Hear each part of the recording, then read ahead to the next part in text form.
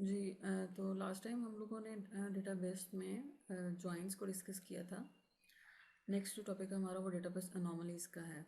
Anomalies basically errors को कहते हैं। वो एरर्स जो कि डेटाबेस में डेटा ऐड करते हुए, डिलीट करते हुए या अपडेट करते हुए आती हैं, जिसकी वजह से हमारा डेटा जो है वो इनकॉन्सिस्टेंट हो जाए, यानी कि या तो वो सेम नहीं है हर जगह पे, या कोई एक डेटा हमने डिलीट किया तो उससे रिलेटेड डेटा भी डिलीट हो गया, ठीक है। या हम कोई डाटा ऐड करना चाह रहे हैं तो चूँकि उसके रेलिवेंट इन्फॉर्मेशन मौजूद नहीं है तो हम उसको ऐड नहीं कर पाते। तो बेसिकली ये जो एरर्स हैं हमारे पास तीन तरह की हैं। इंजर्शन अनोमली है, डिलीशन अनोमली है और मॉडिफिकेशन या अपडेट अनोमली है। इनको हम डिटेल में डिस्कस करते हैं। सबसे पहले इंजर्शन अनोमली है।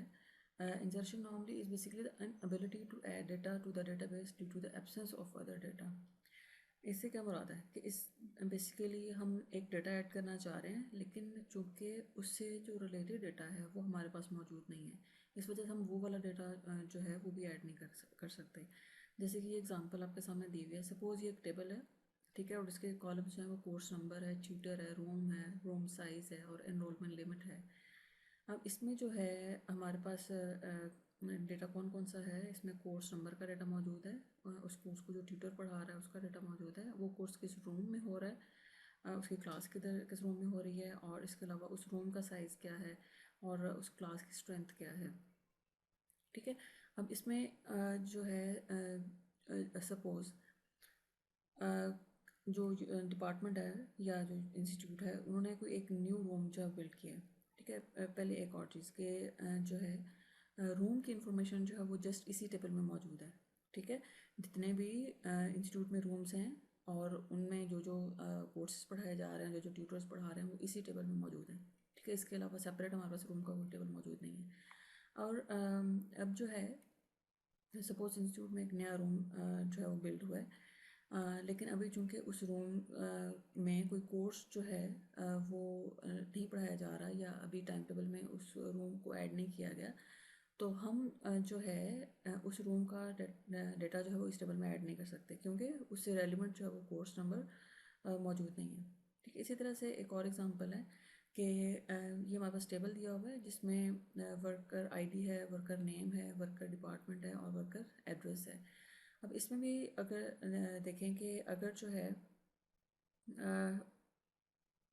अगर कोई वर्कर न्यू आता है, ठीक है, तो और लेकिन उस वर्कर को अगर हमने कोई डिपार्टमेंट असाइन नहीं किया तो हम उस वर्कर का उस वक्त तक रिकॉर्ड इस टेबल में ऐड नहीं कर सकते जब तक कि उसको डिपार्टमेंट जो है वो एलोकेट ना हो जाए। तो ये इंजर्शन नॉर्मली है कि हम वर्कर का डाटा जो है वो इसलिए नहीं ऐड कर पा रहे कि उससे रिलेटेड इन्फॉर्मेशन, यानी कि उसके डिपार्टमेंट की इन्फॉर्मेशन जो है वो मौजूद नहीं है, ठीक है। इसी तरीके से नेक्स्ट जो एग्जाम्पल है हमारे पास इंजर्शन नॉर्मली से रिलेटेड, अगेन ये टेबल हमारे पास स्टूडेंट नंबर है और कोर्स नंबर है, स्टूडेंट नेम है, एड्रेस है और कोर्स है, ठीक है। अब इसमें कोर्स नंबर और कोर्स का डेटा जो है वो स्टूडेंट के साथ लिंक्ड है, और अगर हमने कोई नया कोर्स लाइक बायोइन्फॉर्मेटिक्स इंट्रोड्यूस कराना है, ऐड करना है इसमें, तो हम उस वक्त तक बायोइन्फॉर्मेटिक्स कोर्स यहाँ पे ऐड नहीं कर सकते जब तक कि कोई स्टूडेंट जो है वो इसको एनरोल ना करवा लें, ठीक है। यानी कि उस वक्त तक जो डेटाबेस है वो हम ऑफ़र तो कर रहे हैं, लेकिन चूंकि उसमें किसी स्टूडेंट ने उसको एनरोल नहीं कराया तो हम उसका डाटा जो है उस डेटाबेस में ऐड नहीं कर सकते। फिर नेक्स्ट जो है ये इंजर्शन अनोमली है। नेक्स्ट हमारे पास डिलीशन अनोमली है। डिलीशन का मतलब है कि जी unintended loss of data due to deletion of other data. अभी आपने पिछले टेबल्स में देखा है कि हमारे पास चूँकि रिलेटेड रिकॉर्ड्स हैं, ठीक है, कोर्स स्टूडेंट पे डिपेंड कर रहा है, ठीक है, जैसे डिपार्टमेंट जो है वो एम्प्लॉय पे डिपेंड कर रहा है। अब ये उसका ऑपोजिट है कि अगर हम एक डाटा डिलीट करते हैं तो दूसरा भी डिलीट हो जाएगा, ठीक है। हालांकि हम दूसरा जो रिकॉर्ड है वो डिलीट नहीं करना चाह रहे, लेकिन चूँकि वो एक ही टेबल का हिस्सा है तो इसलिए जो है वो रिकॉर्ड डिलीट हो जाएगा।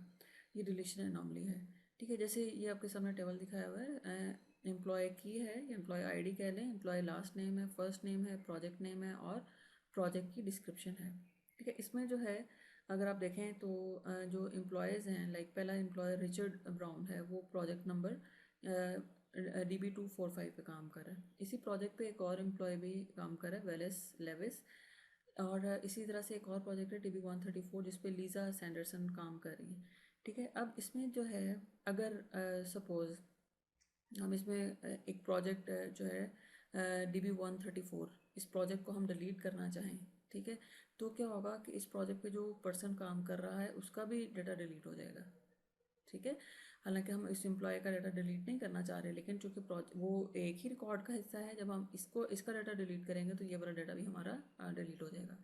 इसके बरक्स अगर हम देखें DB245 को हम डिलीट करते हैं, ठीक है, तो उसमें जो है हमारे पास चूँकि मल्टीपल रिकॉर्ड्स हैं, तो अगेन हमारे पास जो है वो रिलेशन एनॉमलीज आ सकती हैं। इसी से एक और जो एग्जांपल है हमारे पास, ये भी अगेन एम्प्लॉय आईडी है, नेम है, डिपार्टमेंट है और स्टूडेंट ग्रुप है। इसी से जो है अगर हम इसमें एक स्टूडेंट ग्रुप जो है बीटा अल्फा साई, ठीक है, इसको जो है हम ख़त्म करना चाहें, डिलीट करना चाहें, तो इससे जो रिलेटेड रिकॉर्ड है वो भी डिलीट हो जाएगा, ठीक है। ये एक और एग्जांपल जो है रिलेशन नॉर्मली से रिलेटेड अकाउंट नंबर है, बैलेंस है, कस्टमर है, जिस ब्रांच में है उसका अकाउंट एड्रेस है उस ब्रांच का, और उसमें एसेट्स जो पड़े हुए हैं उनकी इन्फॉर्मेशन है, ठीक है। इसमें अब सपोज़ हम जो है इसमें किसी एक पर्टिकुलर जो है अकाउंट की जो इन्फॉर्मेशन है वो डिलीट करना चाहें, ठीक है, तो जैसे कि A101 है, इसका रिकॉर्ड अगर हम यहाँ पर डिलीट करना चाह रहे हैं, तो A101 का जो जिस ब्रांच में अकाउंट है वो डाउनटाउन है, ठीक है, और यहाँ पे अगर हम A101 का रिकॉर्ड डिलीट करते हैं तो उस ब्रांच की इन्फॉर्मेशन भी डिलीट हो जाएगी, ठीक है। तो ये हमारे पास डिलीशन एनॉमलीज हैं।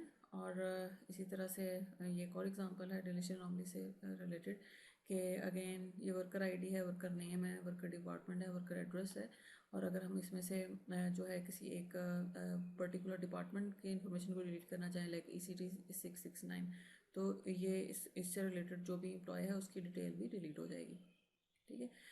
इसके बाद हमारे पास आती है next update anomaly. Update anomaly when we update some rows in the table and if it leads to the inconsistence of the table then this anomaly occurs. अब इसमें क्या है कि ये जो है सपोज हमारे पास ये टेबल है वर्कर आईडी, नेम, डिपार्टमेंट और एड्रेस का, और इसमें आप देख रहे हैं कि जो रमेश है वर्कर नेम, उसकी इंफॉर्मेशन जो है वो मल्टीपल टाइम मौजूद है, ठीक है। यानी कि वो रमेश जो है वो डिपार्टमेंट ECT 001 में भी काम कर रहा है और 002 में भी काम कर रहा है, राइट। और इसी तरह से अब हो सकता है मल्टीपल रमेश के रिकॉर्ड्स मौजूद हों, और हम जब हम इसको अपडेट कर रहे हैं और अगर हम इसको किसी एक जगह जो है अपडेट कर देते हैं और दूसरी जगह अपडेट नहीं करते किसी भी एरर की वजह से, किसी भी इशू की वजह से, तो हमारा रिकॉर्ड जो है रमेश के बारे में वो इनकॉन्सिस्टेंट हो जाएगा, ठीक है। और नेक्स्ट जो है इसी की एक और एग्जांपल अपडेट नॉर्मली की, कि अगेन वही अकाउंट्स हैं डिफरेंट कस्टमर के डिफरेंट ब्रांचेस में, तो इसमें जो है अगर आप देखें कि हमारे पास जो ब्रांच है राउंड हिल, ठीक है, राउंड हिल ब्रांच जो है it is link with 2 account numbers A113 और A305, और अगर राउंड हिल का जो एड्रेस है, ठीक है, एड्रेस फ़िलहाल जो है हॉर्सनेक है, और इसका अगर ये चेंज हो जाता है एड्रेस, ठीक है, और चूँकि राउंड हिल की इन्फॉर्मेशन मल्टीपल रिकॉर्ड्स में मौजूद है और हम गलती से कोई एक भी रिकॉर्ड अपडेट करना मिस कर देते हैं या ड्यू टू सम एरर, तो अगेन राउंड हिल ब्रांच के बारे में हमारा डेटा जो है वो इनकॉन्सिस्टेंट हो जाएगा। ये हमारे पास अपडेट एनॉमली है।